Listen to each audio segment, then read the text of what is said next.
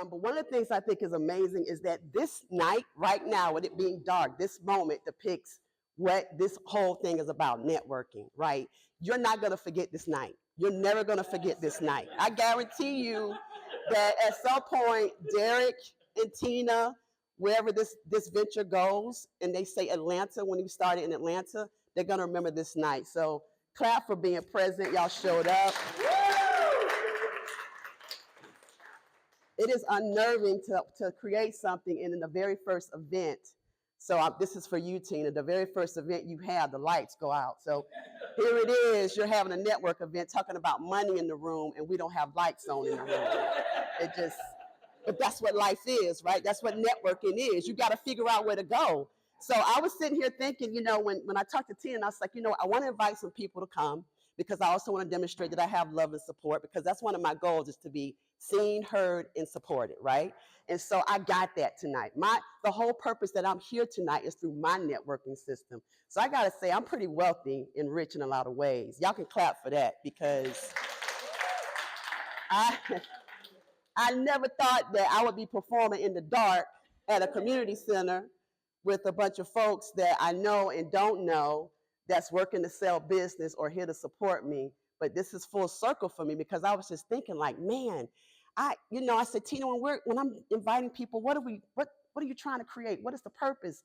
And she's like, it's networking. So I want everyone to get here. I want everybody to be here. So I started inviting people. And what was interesting is that I had, my Black folks and I had my white folks, right?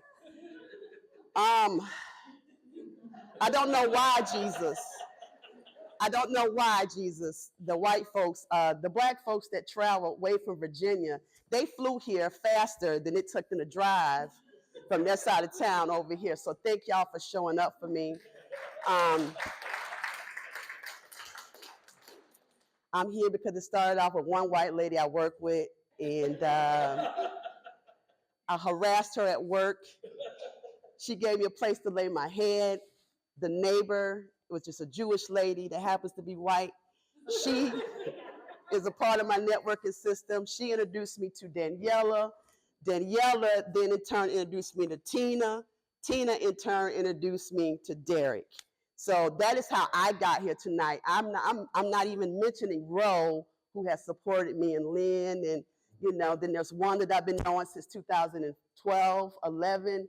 See me when I first started doing comedy. So I love the fact that I get to do this at this type of event. But here's the thing. The Black folks came, they were here on time. The white folks were late, and I'm like, why are they late? And the lights were out. And I saw the car pull up, and I said, okay, they're not coming in because it's dark. So I said, ain't nothing wrong with it. White folks got to stay safe out here in these streets. Ain't nothing wrong. So I kept walking over to the window. Nobody noticed, but I kept moseying over to the window looking at my phone. I said, should I call? What should I do? But then I saw the fire truck, and I was like, Jesus, what's going on? Oh, they're coming. I said, you know what? They must know some white folks are here. They're coming to make sure we ain't just in here trying to conduct business with the lights off. So I saw this commotion by the elevator, and I'm like, what is going on? And so as you're introducing, Tina is talking, and we're introducing vendors, Lana comes up, who is also part of my network, to tell me that, well, the fire truck was here because 2 people were stuck in the elevator, and it was the white folks. I said, Lord, have mercy. Of all the people to get stuck in an elevator, Jesus, on your first event. Thank God those are my neighbors and people that love and support me. Leslie has taken 2 or 3 Xanax pills. Yeah. No, she was stuck. She got stuck. When I was tasked with this opportunity, I was like, man, I can go up and talk about myself and like me going through menopause and everything. And I think, the young lady in the corner, she's selling products for skincare. And then she said men's beards. And I'm like, you know what? At the rate that my chin hair is growing, I may need to get some of that product. So we need to talk, sis, because I can do a video on TikTok and sell those to the ladies, because some of these Some of these women are just giving up on their faces. I don't know. Now, I will say this. I'm not there. I do a lot of chin plucking, so probably I could come up with some tweezers, but the facial and skincare, definitely want to talk to you about that. And then I just thought about, like, networking. Who in the world is the best at networking? And we don't even realize it, but we network every day. When you go to your grocery store, you know who the person is that's going to take care of your pharmaceutical products, right? You go to the pharmacist. You also know to go to the meat department to get your deli. Like, that's networking. You know where to go to get what you need. And I kept thinking, like, who can I give as an example of the best networking individuals on the planet? Now, I was born in the 70s, okay? And so coming up, the people in my area were the people that we learned about business from. And I kept thinking, who is the best people for networking? And I thought about it. It's a crackhead. Now, I don't mean to be offensive, but we out here in life, so I get to say what I want to say. But listen, if you think about it, if you knew that person at the corner store that was always begging for money, that person always knew who drove what. They know where you live. They know what kind of job you had. They were going to get your VCR. They knew exactly what you had. I started thinking, I was like, man, if I had the tenacity that a crackhead had about my comedy, oh man, I wouldn't even be in this room with y'all right now. I would be with Kevin Hart somewhere right now. Just think about it. When we were like talking about like just passing the mic around or just in the circle talking about, what do you do? What is your business? Some people were a little timid. Some people had a little pitch sales. Like, it was really cool, right? But have you ever seen a crackhead that was shy? Like, you never met one. Like, they would tell you, hey, what you got?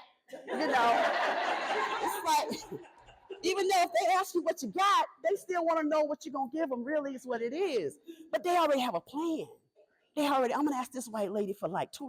She probably going to give me like 20, It just depends on what kind of story, or if she clutching her purse, let me just get in her face. She's going to just give me some money to run away. Like, it's all about networking. It's about what is it you're trying to get. Some of y'all are like, I didn't come here tonight to hear about crackhead mentality. You didn't, but I'm just trying to give you an example of like how important and essential networking is. Like, I can't explain to you how good my mom was at networking. She had 8 kids. 8 kids. She networked the hell out of us. If something was missing, she knew who to go to find out who did it, because she knew us individually. That's what you do when you network. You individually learn the business. He said a pack of laminators in a quarter. I'm going to try that. I'm trying that.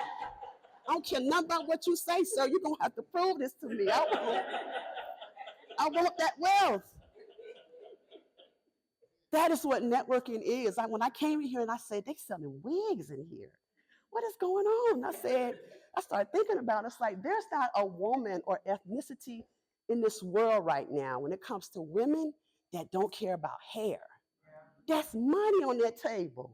That is money. So I'm like, I love the passion, the idea of what we do when we network. You're selling products, and you had a whole storyline behind it. It's like, that's just so incredible to me. When we're talking to people, we network. A dope dealer knows where to go to get the best fiends. Fiends know where to go to get the best dope. Preachers are the best at networking. Tia and I talked about it. They know who all the single ladies are in the church. Pastor know all the single ladies. They know who's struggling. They know who is tithing 10%, 50%. They know. The whole purpose of us being here tonight is to get to know each other and to find out who can we go to get what. I have some friends that have like some of the best dental plans.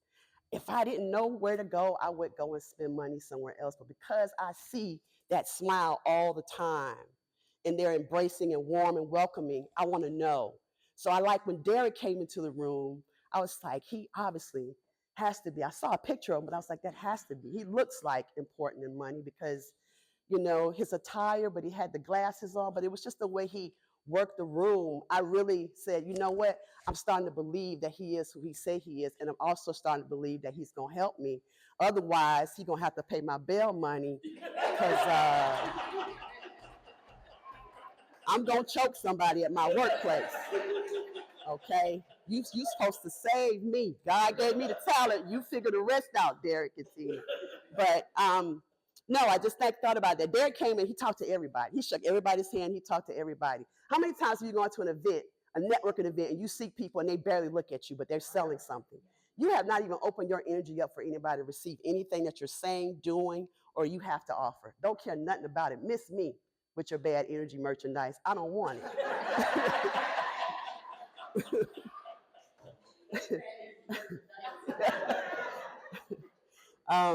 But yes, I definitely would say I won't stay long because I think that I have demonstrated, and not more importantly, I'm just grateful to be here. But I think I definitely demonstrated that I can bring value to your events. One of the things that I do is I host shows. I'm currently working with Dr. Peel, Daniela Peel. We go and have events for menopause education, and also do fun events. So we can talk about that later if you see one of us. But also one of the things that I do is I will take your event and I will enhance the value of your event by creating comedy material that is specifically for your event as of tonight. Maybe crackhead wasn't the best thing to do, but given the fact, given the fact that I'm standing here in the dark in the community center and I have gone to the bathroom that smells like community booty, I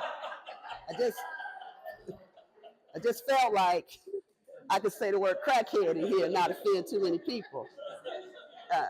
Not to mention the fact that the AC is off and I'm sweating bullets already. My bra is quite heavy right now. It is quite heavy. So, you can find me on social media, Julie Osborne, the only Black Julie Osborne. And see, you can also find me on TikTok. I do these rants about my menopause journey, and it is growing. It's a lot of traction right now. But outside of that, I'm just a student of life. Super grateful to be here. And to all the people that showed up, Leslie, Sue, I just got to say your names: Lana, Lynn, Wanda, Ro, Felicia, and Lynn again. I hope I didn't miss anyone that I know personally. I just thank you so much because, again, knowing you ladies helped me get here tonight. And thank you for always supporting me. I love y'all so much.